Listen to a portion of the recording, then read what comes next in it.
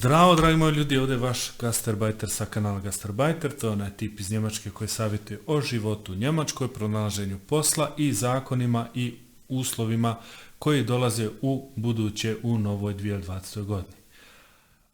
Tema ovog klipa je zamisli da si mrtav kad dolaziš u Njemačku. Zašto? Gledamo ove pačenike koji rade, znači ove početničke poslove, kurir, aerodrom, kuhinja, lager, vožnje. Kao prvo, sav onaj život kako si ti dosta znao dozo, kompletno zaboravi. Zašto mislim da si mrtav? Zato što društveno gledano manje više ne postojiš.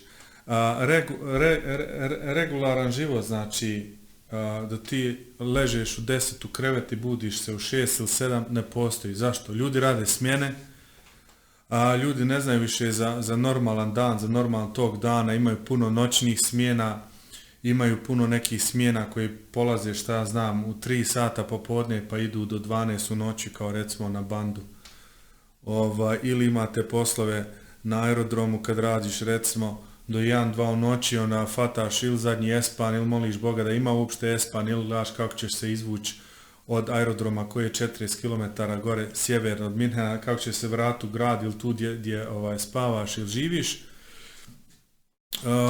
Uglavnom te smjene, većinom s ti poslovi u smjenama i ne dozvoljavaju da čovjek ima nekakav regularan život, nekakav redovan život, da ima familijarni život, znači muž i žena se samo mimoiđu manje više u krevetu, jedan dođe sa smjene, drugi ide na smjenu, a druga stvar je, pogotovo kod ovih kurira, što hodaju od jedne cuštelom do druge, znači od jedne adrese do druge, imaju svoj kompjuter koji ih tjera non stop samo da funkcionišu, znači trči tamo, trči vamo, kreneš u šta ja znam 7, dođeš 7-8 kući, ti nemaš vremena manje više ni za tjelesnu higijenu, a kamoli da odeš na kurs, da odeš negdje na večer i to.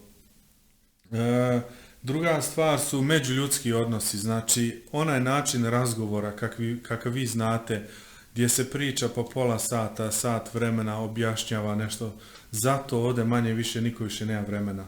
Znači ovdje se svodi sve na neke dogovore, posao, mijenjanje posao, satnica, daj sredi stan, daj ovo, daj ono.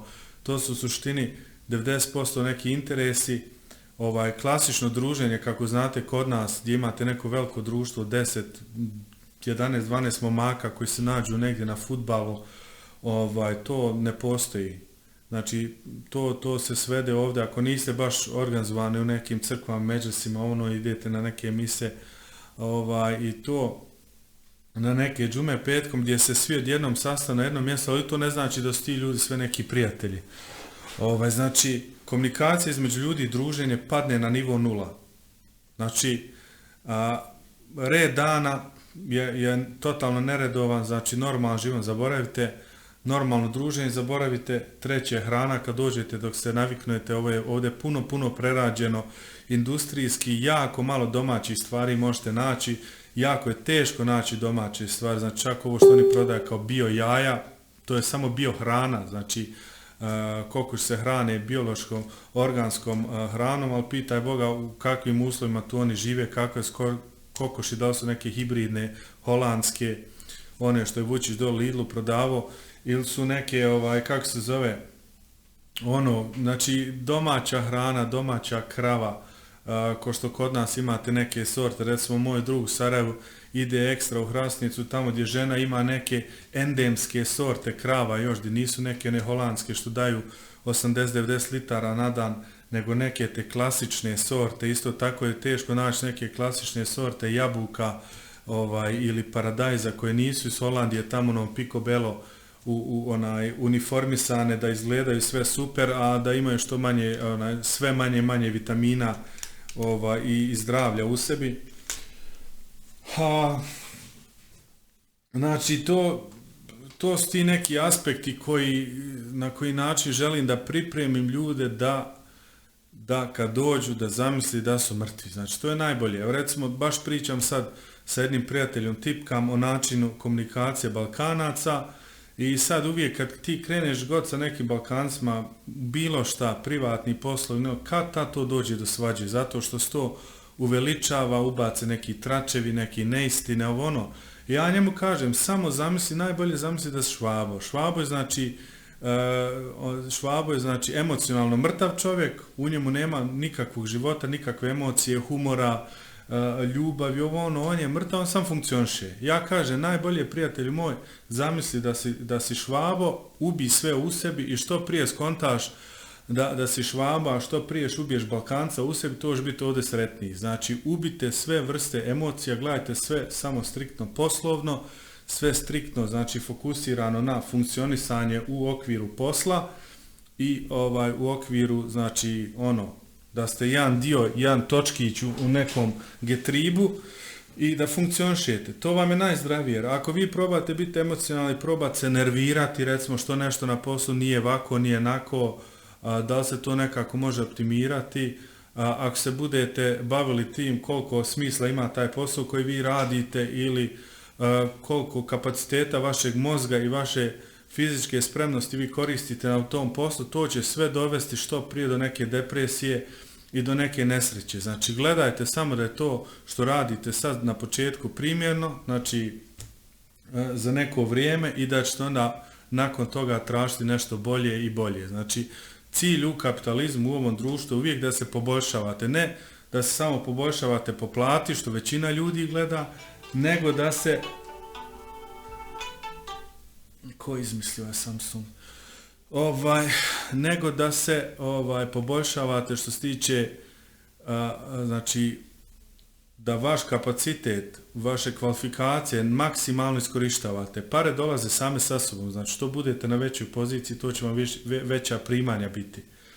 Znači, moj prijedlog je, koliko god sad to apsurdno zvučilo, ali puno ljudi će se sjetiti moje riječi, zamislite kad dođete u Njemačku da se mrtvi. Znači, da se emocionalno mrtvi, da nemate redovan dan, da vam je ishrana nikakva i što prije to skontate, shvatit ćete da se imao pravo i onda možete sa vremenom, sa vašim standardom, što se vaš standard bude više povišavao, možete one stvari koje su vama važne usklađivati. Znači, s kim se družite? Da li se družite s nekim propalitetima, nekim negativcima, nekim tračibabama, nekim neuspješnim ljudima koji svoju nesreću, svoj neuspjeh probaju da iživljavaju kroz neke materijalne stvari da bi vas nadmašili, ili se okružite nekim ljudima koji će uvijek gledati da vas usmjere, da vam pomognu na svoj način, da jedni druge podržavate.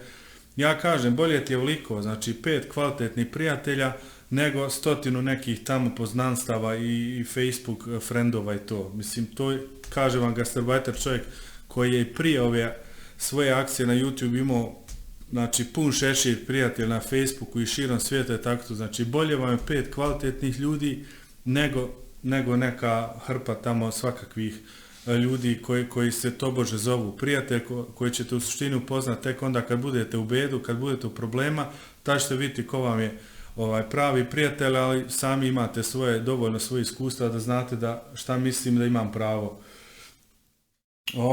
To bi bilo sad za sad neki moji savjeti vezan za Njemačku. Dosta ljudi pati od tog, znači kad dođu u Njemačku, dok se navikne na ovaj sistem ovdje, znači ne možete otići u kafić popiti kafu ujutro, to ne postoji. Ovdje idu ljudi navečer u kafu i ološe se za 30 minuta, to je njihov način izlaska. Jer se onda tamo popiju 3 pive pa se tuku ispred lokala ili šta ja znam šta. Ili imate one neke orijentalne šiša barove gdje sad svi misle da su Aladin i da su Abu Baba, pa tamo šmrču neke, dišu neke dimove otrovne i misle da su cool. Nema tog načina, znači tog načina života ovdje da jednostavno kažem, ne znam s kim se jučer pričao, ovdje čovjek ne može da se opusti. Znači ovdje i vikendom kad si slobodan, kad znaš da nemaš nikakvih obaveza, ti znaš da ima 100 nekih obaveza, da moraš u shopping, da moraš kuću pospremiti, da moraš veš ono, da moraš u restoran, moraš s nekim naš. Znači ti si ovdje uvijek pod nekim konstantnim stresom. I to vidite recimo kad Švabo ode na odmor, znači Majorka je najbolji primjer za klasični primjer za Švabe na odmoru. Kad Švabo ode na odmor, recimo na Majorku, on postane totalni divljak. Znači on postane totalno zvijer, totalni indijanac, piju zanikanti, povraćaju, tuku se. Znači ti tu vidiš kakav je Švabo u svom habitatu, znači u svojim normalnom okolnostima u Njemačkoj, disciplinovan, fin, sve regulsano, sve pod nekim pravilima. I ona kad sjedne na avion i čim sjedne na avion, on već počne rokat po 20-30 limenki, dok ne sleti tamo gdje je krenuo, većinom u Španiju, i on tamo izađe ko zadnji divljak. Znači ima i dosta filmova ono koje su pravljene na neku vrstu zajebanci, recimo Balaman Zeks, to je star film 20-25 godina, kako se zove, to možete pogledati, samo da vidite kakav je Švabo, znači kad ode na odmor. To Švabo na odmoru je refleksija toga kakav je Švabo u svom normalnom životu. Znači, uvijek se nešto nervira, uvijek mu nešto nije perfektno, uvijek je pod nekim stresom. Ja, znači, sretnem komšiju dole u garaži prema podrumu, u 98% slučajeva mi pričamo o nekim problema. To je problem, ono je problem, nikad ništa pozitivno, nikad ništa ono gdje se čovjek razveseli. Ne do Bog da se čovjek nasmije. Prije ćeš okliznuti ni stepencu, slomiti se dole ni stepence, nego da, znači vjerovatnoća je veća, nego da ćeš sresti neku komšiju koji će te nasmijati, s kojim ćeš razmijeniti neku ljudsku.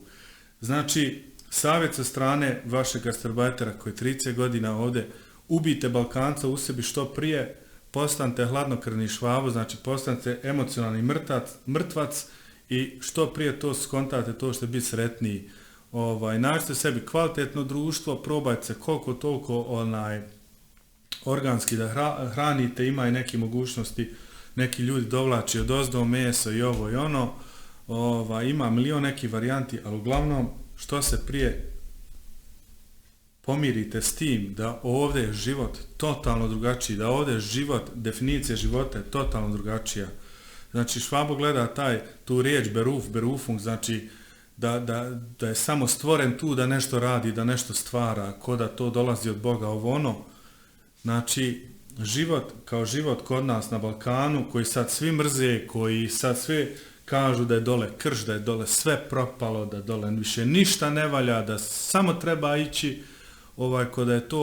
kada su to 3 političara stvarala, ne ta neka populacija od sve zajedno 15 miliona ljudi, da taj život ovdje nije moguć.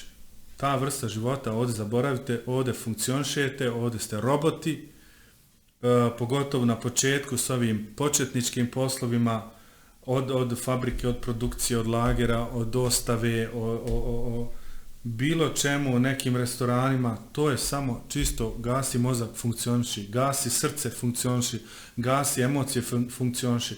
Što brže to shvatite, to ćete biti sretni ljudi dugoročno. To vam ja kažem. Znači, nađite sebe u svemu tome, nađite neki način da živite svoj život odozdo, koliko god možete ovdje, recimo ja cijeli dan mogu komunicirati na svom jeziku i pisati e-maile i poslovne, naravno ne mogu kad sa Švabom komuniciram, ali društvo može sebi definisati koji je isto 80% balkansko, ali kažem vam,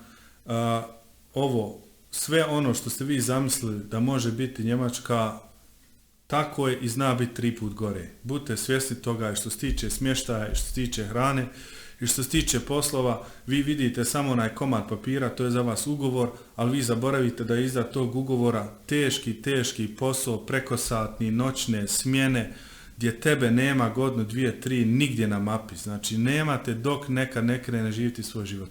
Toliko sa moje strane, nemojte pogrešno shvatiti ovaj savjet, ali jednog dana ćete se sjetiti mojih riječi. Uglavnom borba, idemo samo naprijed, čujemo se uskoro, toliko sa moje strane, vaš gastarbajter ovdje iz tmurnog Minhena, ali kontam da će poslije podne izaći sunce. Ja moram ići oko 3 sata dole na Aubing da stavljam one zimske gume što sam uzeo, pa eto, ako bude ko blizine, nek se javi na kakvu brzu kaficu. Čujemo se, vidimo se uskoro, vaš gastarbajter, pozdrav, budem dobri, čao.